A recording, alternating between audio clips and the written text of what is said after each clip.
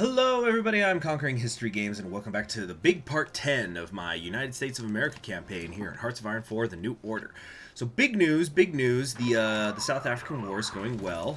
We're going to go into Pretoria. A lot of tiny tiles here though, we got to be careful. And I'm just a little bit fearful of an overextension. Oh, what just happened? Oh cool, we just capitulated them. Nice. So I really feel like the limiting factor in this war is going to be the Union of South Africa's ability to actually occupy space. But the fourth of our divisions have arrived. Very, very cool. Are there any ports here? No, there's not. Okay, we need to quickly sprint over here to Stolzhaven if we can. The Battle of Johannesburg. The newly christened it's now Johannesburg, formerly Johannesburg, when the city was still part of the South African Federation, has been captured by advancing federal troops. As the war entered its acute phase with German and American troops fighting each other directly, the Boers found themselves as the proverbial clay pot between the iron ones.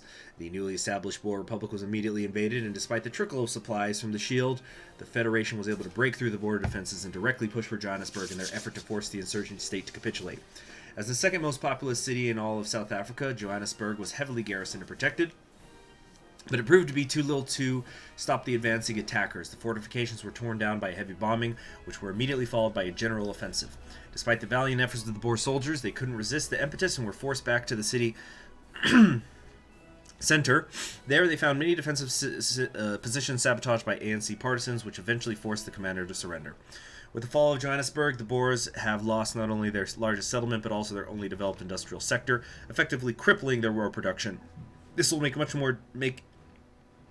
little typo there. It's probably supposed to say, this will make it much more difficult for them to keep fighting effectively. Many agree that this might be the beginning again for the ill-fated uprising. The war goes on, discontent goes down, and discontent, I think we're at just none. Yeah, it's somewhat low, just bare minimum, basically discontent. And why not? We're winning. All we do is win, no matter what. I'm just a little bit afraid of getting overstretched, you know. Okay, so let's get another division here. You're gonna run for Newcastle. Sprint, fly as fast as your propellers will take you. The good news is it's gonna take them a little bit of time to fill in these spaces as well. I don't think, but yeah, it looks like they're already trying to retreat quickly out of this area. There's so many tiles to cover. That's the thing. Yep, and now we're the ones who've been encircled. Okay, yeah, this is a bit much. Let's pivot down and maybe try to come in here. Oh boy. Careful. 11th Airborne. You know what? The 11th Airborne is going to need a division. The Angels. Beautiful. Come to save their comrades. Yeah, it's a land rush now. There we go. No problems at all. Cool. So we did not manage to isolate this motorized division, but we might be able to still come over here to Stolzhaven, because I really should have done this first, because that's where the port is. But now everybody's gonna freaking die down here. You come up this way. Okay, the Union of South Africa is redeploying quickly. Very good. Happy to see it. Yeah, we're just land rushing now. We're gonna worry about more encirclements later. What happened? What just happened? Gods of the North. Siberia wins again. That seems to happen a fair amount. I haven't done a ton of campaigns, but I see it keep happening is all I'm saying. Oh, they still have... Yeah, this is why you have to take Stolzhaven. We're no longer getting effects from the African adventure. Okay, so now they're cut off. So this tile is connecting it. So this looks like two different pockets if you're zoomed out, but this is actually a singular pocket. So I'll probably just periodically recheck my focus tree here. Oh, we can get political power though from coming down here. Okay, so 35 and 35, we'll get 50. Well, it's hardly going to pay for itself. GDP will increase. This will open opportunities in the subcontinent. Okay, fine. Let's go do some stuff. So which one's Operation Jackrabbit? This helps against Southwest Africa. Yeah, we don't need to do that. Nixon's staffers have been arrested. They were let out in handcuffs, and you know what? I left my water in the kitchen. I'll be right back. All right, I'm back. So, charges have not been announced publicly. Few had any doubts what they were. Those who hadn't violated federal wiretapping laws were invariably involved in the cover-up that followed. The press was less interested in what crimes they committed, however, and more in who ordered them. They were all racing to answer one question: how high up does it go? Nixon watched the parade from room 180, silently fuming as the condemned were marched past the press and into a waiting police van. He knew Hoover could have dragged his feet and delayed the warrants if he wanted to, but he clearly had no interest in sticking by his president. "Should have fired that bastard on day one," Nixon muttered to himself as the van sped off and the reporters dispersed. Pardoning them could have worked, but that would require them to be tried and convicted first, not to mention burning away more goodwill than it's worth. Like all the other messes bearing down upon him, Nixon would need allies and time to get out of this, and both were in dangerously short supply. The noose tightens. Okay, alright, yeah, so we're just gonna, now we're gonna try to actually slice this group in two here. You come this way. Yeah, the attrition's not doing a whole lot just yet. Can I actually, do I feel bold enough to, no, we're not going to do that. Let's not be wasting equipment now. Remember, we are still short on some of this. So, am I not building APCs? Goodness gracious. I need to get this together. Wow, we're extremely short on the transportation helicopters, actually. Yeah, I'm apparently not building APCs. Okay, so let's do that. And, okay, I think my little fun I've been having just infrastructure across America thing needs, it's time for that to stop. It's time to actually get to work, people. Okay, we'll just build a bunch down here in South Africa, or excuse South Carolina. Got a one-track mind, South America, South California, South. I am so smart. SMRT. Okay, now once we're done with these pockets, then I'm going to start figuring out what exactly my next move here is. I'm going to just depend on the South Africans to take care of this on their own. Ooh, more volunteers here from Australia. Yeah! Anzac has arrived! Well, actually, I don't even know if that's true. Is New Zealand helping? No, they're not. What the heck is your problem, bro? But that's how it was in Vietnam, too. There were very few nations amongst America's allies that actually went to go help them. But Australia was one of them. If anybody's ever heard that song, A Walk in the Light Green, more commonly known as I Was Only 19, that's about Australian soldiers fighting in Vietnam. Okay, I think we're going to take this industry thing ahead of time. 248 days kind of sucks, but I could use the factory output. And, yeah, get the construction speed bonus. Guess I do need those things after all. Okay, great. 82nd and the Angels. Let's get you to work. And where's my... Here we go. One of you is there. We're missing a division. No, they're all here. Yeah, all three of them are here. Okay, let's kind of come over here to the Air Force Base. I think we're gonna try to now go for Kilimani. Am I okay, we're revealing intel out here. Let's see. We're completed there. Am I missing something? Okay, what the heck is going on here? These are the guys. Okay. I'm wanting to, you know, get hooked. So we've completed this. We can reveal some intel against him right now. Let's kind of keep pushing forward. If they're going to let me do it, I will. Let's come this way, actually. And just kind of creating a bulge up here. I'm wondering if maybe I should send... You know what? Yeah, we're going to do that. We're going to send one division. We'll send our Green Angels down here just to keep working on this. Because if we're not careful, they might come down to Port Elizabeth that doesn't actually have a port. That's funny. But like, yeah, let's just kind of help them slice this up because they're taking a little bit too long, I think. Alright, polls are updated. How are they looking? Let's see. NDP.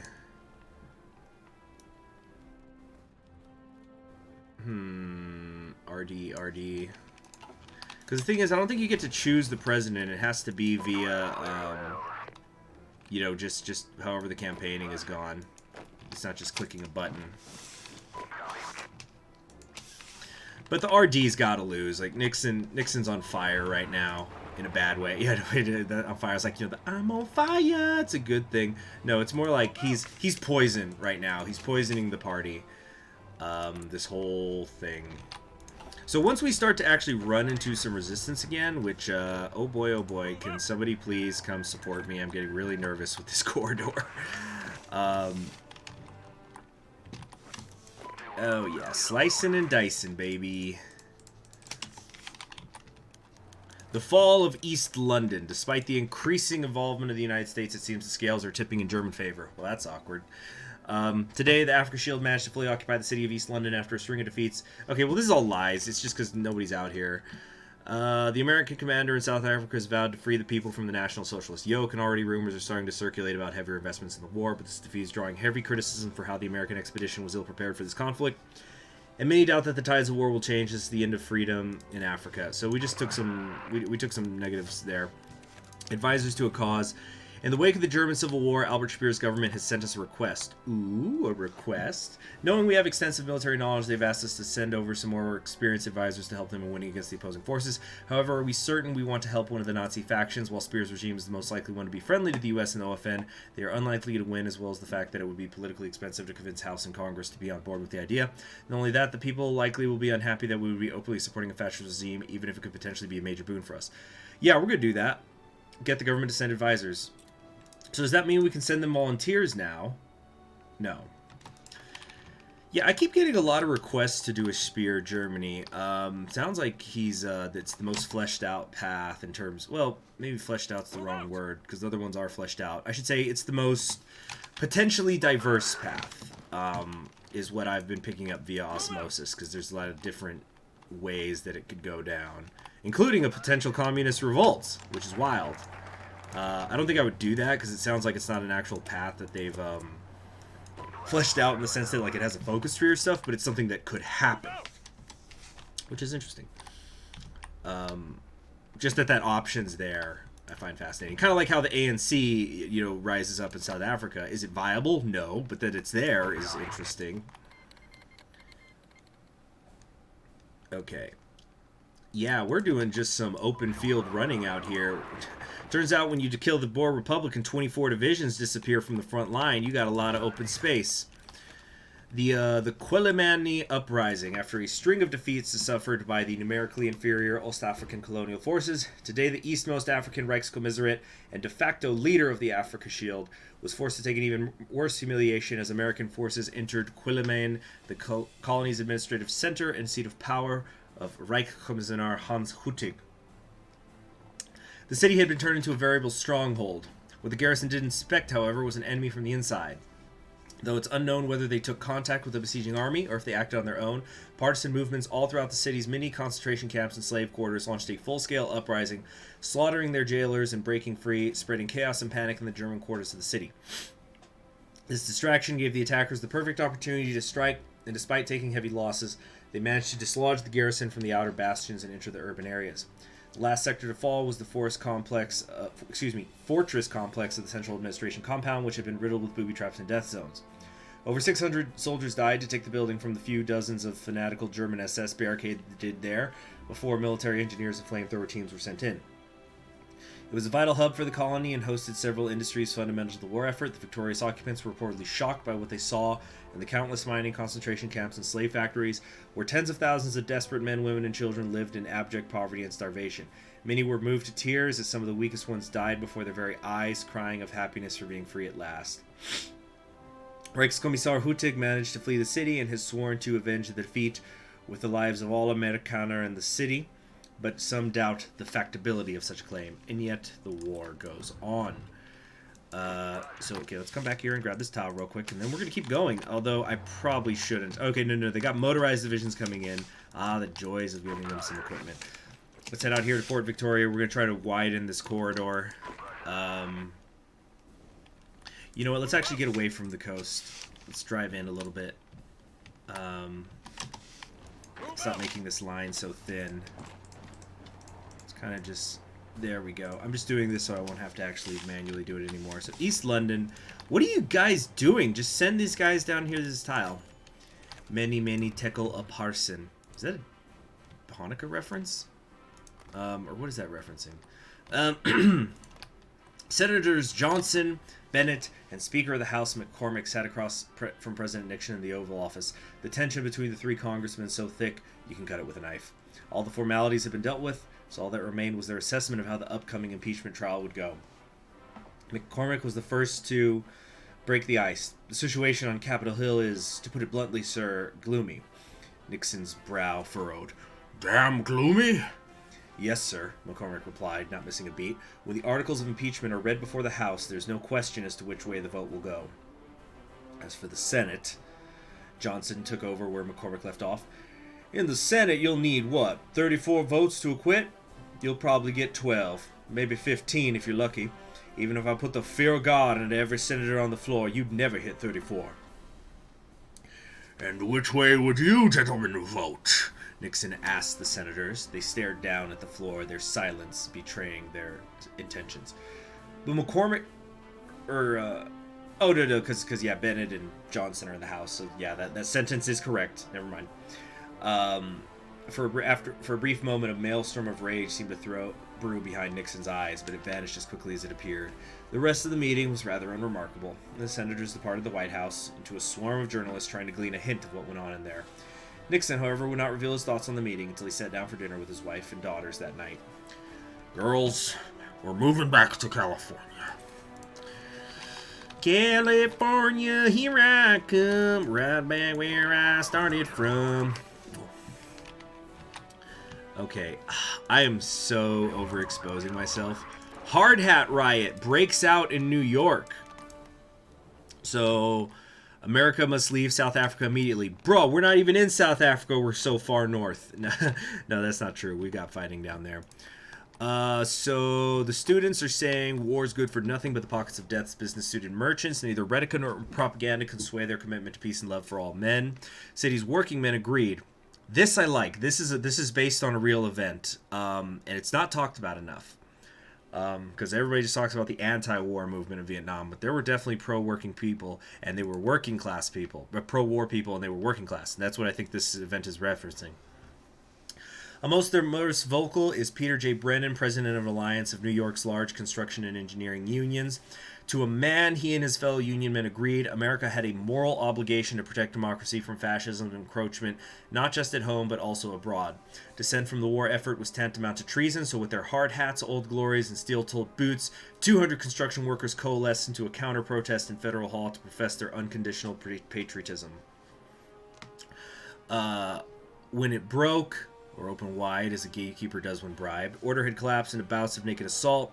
Hippies in hard hats brawled each other out and they couldn't anymore, while broad swathes of New York lay sacrificed as collateral damage. It took the city 2 hours to rein both in, but by then more than 70 people and untold millions in property damage had fallen victim to one of the worst riots since the Civil War. President Nixon is expected to make an announcement to ameliorate tensions lingering from the Hard Hat Riot. Though whether or not it can succeed in doing so remains to be seen. How can one so temper the spirit of millions? The end of the line. Richard Nixon. This might be the end of my impressions as well, of Nixon at least. I'm sure you all have liked them. Richard Nixon stared at the faces surrounding him in the East Room. Staffers, Secret Service, cooks, custodians, all of them having served his administration as loyal as they could for the past 4 years. He decided to pontificate to them for a few minutes. At the very least, they could learn not to do what he did. And remember, he concluded, though your enemies may try to drag you down, never step down to their level. Never sink into pettiness and spite. Never submerge yourself in hate. Because once you do, they will triumph and you will destroy yourself. It's been an honor. Thank you. He stepped out of the East Room to muted applause. Just, okay. With all the paperwork signed and noon just seconds away, Nixon opened the door to the south lawn of the White House, holding it for Pat, Tricia, and Julie, followed by John and Jackie Kennedy. The press, of course, turned out to revel in his dethronement, a final twist of the knife, but Nixon took it in stride. He wouldn't be there for them to kick around much longer. At the stairway to Marine One, Nixon shook Kennedy's hand, simply stating, "Keep her steady, Jack." He climbed the stairway and turned around for one last look at the White House, the staff, the guards, the reporters, the cameras, and he couldn't stop himself from smiling. He gave a wave and threw up 2 V for victory signs. I'm doing that right now, chuckling at the fervent applause he got from the crowd. He then turned around and stepped into Marine One and into history. He was soon borne away by the waves, lost in darkness and distance. Richard Nixon retires. The focus tree will change. Whoa! No. Oh, no, it should be more like, who can say where the road goes? Richard Nixon resigns. As of noon today, President Richard Nixon has officially resigned his post of President of the United States, the first to do so in the nearly 200 years of American history. Nixon stood accused of wiretapping his rivals in the National Progressive Party during the 1960 election, as well as obstruction of justice for trying to cover up the deed. With impeachment inevitable, he left of his own accord rather than be convicted and removed. The office falls to Vice President John F. Kennedy, son of former President Joseph P. Kennedy. A charismatic figure, he has drawn both praise from progressives and ire from segregationists for his support of civil rights. Whether he can step out of the Nixon administration's shadow and forge his own legacy has yet to be seen. Can Kennedy hold the nation together? Keep an eye out on that thumbnail next time, y'all. Aryan Brotherhood has defeated the Bereznik Governorate in a war. Okay. Let's keep an eye out on that, y'all. But now, there it is. I mean, if 3 things. Progressive vision. I have three goals in mind. A progressive vision for America. Clam chowder every night for dinner. And crushing that Manson pussy. Anyway, so let's talk some JFK. John Fitzgerald Kennedy's path to political prominence. So remember, in this world, his father was president in the 30s. John Fitzgerald Kennedy's path to political prominence was one overshadowed by others' controversies. Scion of the powerful Kennedy family and son of President Joseph Kennedy. I just thought, why would Joe Jr. not be the president? Because he dies in World War II canonically. But World War II was different in this world. Anyway, John found himself recalled from the Pacific Front after his elder brother Joseph Jr.'s... well, there you go. I guess it still happened. And Jr. death, and he had been groomed to follow in his father's steps ever since. In the years following the 1948 election and the implosion of the Democratic Party, the Kennedys, with the exception of John's brother Robert, loyally followed the shattered remains of the party to the GOP, becoming members of the Republican Democrat Party. Some predicted that John's career would be tainted by the failures of Kennedy the Elder's administration, but John's personal charisma and political savvy were enough to help him grow out of his father's shadow. In 1960, he was on the Republican Democrats' victorious vice presidential ticket. Unfortunately, his running mate was Richard Nixon. Now, John finds himself thrust into leadership of a nation in turmoil, one that desperately looks toward him for guidance. But for every American who sees him as a beacon of stability, there's one who sees him as an obstacle. Ardent segregationists fear that his idealism will lead to him furthering civil rights legislation, and committed progressives scorn him for not being as impassioned as his brother Robert. Fate has ordained John F. Kennedy be the one to steer the ship of state, but will he be the one guided out of dangerous waters? Yeah, Robert. It's always been my impression that Robert was, a little bit of an outsider among the family. So this is gonna kill this tree, right? It's gonna go away at midnight. This event. You know what? Oh, dang it! This is gonna be the one that gave us political power too. That's really annoying. So we could try to campaign. But we have, you know what, let's just get to midnight, and let's also keep focus on what's going on here in Africa. So, are we done with, we haven't quite killed all of these divisions yet. What is East Africa down to? 13 divisions. Southwest Africa's only got 6, so it's really Central Africa that's keeping things going at the moment. Let's try not to run out too far ahead. Oh, dang it, yeah, and encirclements here is now happening in the west. So here's what we're going to do. We got to actually refocus on getting some encirclements of our own. Let's kill this pocket, and let's try to get some fresh ones happening as well. Okay, yeah, fill this tile in, please. And because then once all the divisions are dead, we could just take everything. And, you know, the South African infantry, there's just more of it. They're going to be able to cover more ground than I can. So let's start coming back down south. You crazy screaming eagles. Alright. Okay, it hit midnight. We're still doing this tree. So I think I will let it finish.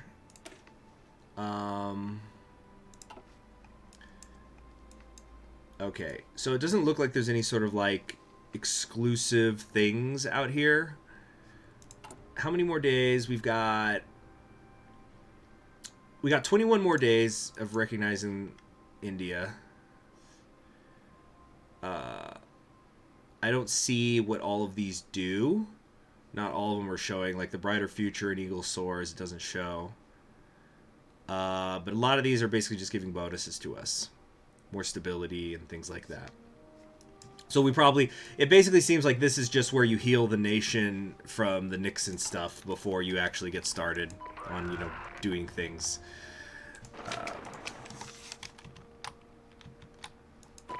Okay, let's have y'all come up here to Salisbury. Cause for celebration! The Dirksen building had been quieter since Nixon's resignation, which was all the better for the brothers who now found themselves enjoying dinner once again.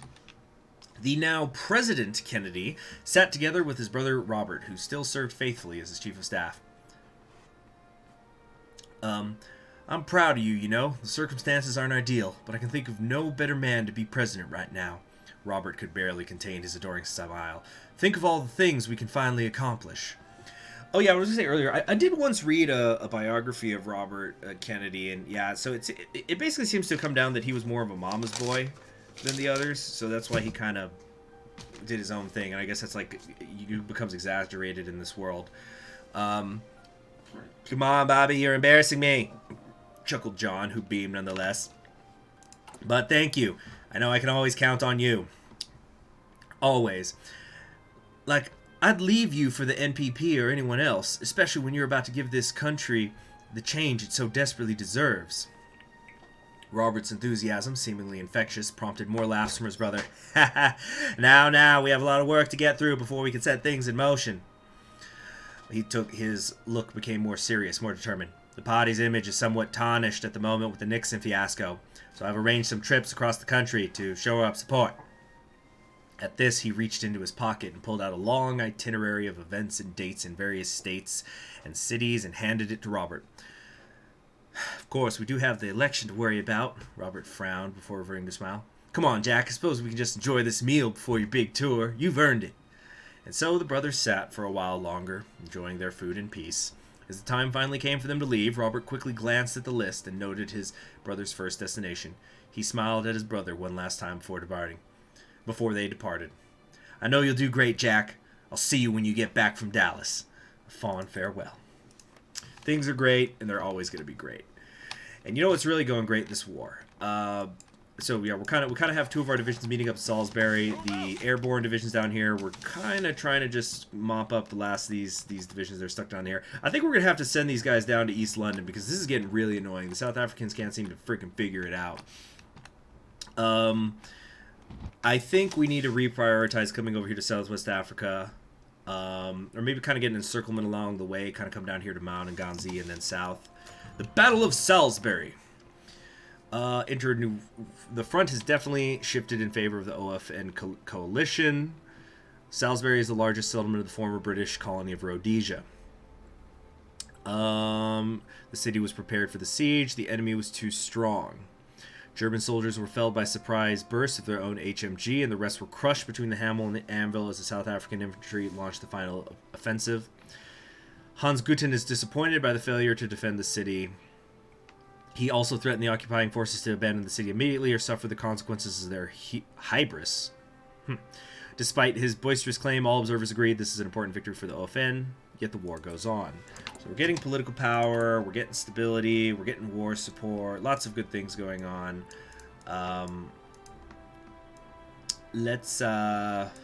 We can greatly expand operations. Discontent with the war will rise a lot. But it's going to really help South Africa. And it's so low, the opposition to the war, it doesn't really matter. It's like, I remember when I studied the U.S. war with Mexico, that was actually the first anti-war movement, like serious anti-war movement in American history. But it basically was just completely crippled as a movement because all the U.S. did was win. They would just win and win and win and win and win and win and win. So it's hard to oppose that. Oh, there's been a coup in Scotland! There's going to be a temporary military government. It's necessary to protect government so it does not fall to the threat of fascism or of communism. And yet, the light goes out. Douglas Wimberly is in charge now. Oh, we're done with the helicopter aviation stuff. So that's it. We're done. Or no. This is just like kind of general air supremacy. Yeah, pop-up attacks. I don't... Yeah, sure. Sure. Let's double check. Can we send more volunteers? No, we're at the max. Probably will always be at the max now, unless greatly expanding the ground operations helps more, but I don't think it's going to work that way. Yeah, so we're kind of crawling over here. We're going to let South Africa, if they want to keep pushing up that way, that's their business. But, oh my god, Cape Town is in trouble. Oh, shoot. Okay, let's get moving. No. Come up here. Where's the Angels? Angels. Charlie calls. They're right here. Okay. So that's it. We're going to stop it there. So in the next episode, we're going to try to get this Western Front situation under control. It looks like West Africa's just basically done. It seems that like the various members of the Shield are in fact helping each other, but they're mostly sticking to their own sectors. So we just got to come over here. We're going to encircle this part of the army. Like, they've only got 6 divisions max. We might be able to just kill the entire Southwest African army out here. And yeah, let's just keep focusing on the encirclements and let the South Africans actually occupy land, even though they're very slow at it. But I'm Conquering History Games, and I'll see you next time. Very, very huge episode. Very exciting stuff. And we'll see what the Kennedy presidency is like next time.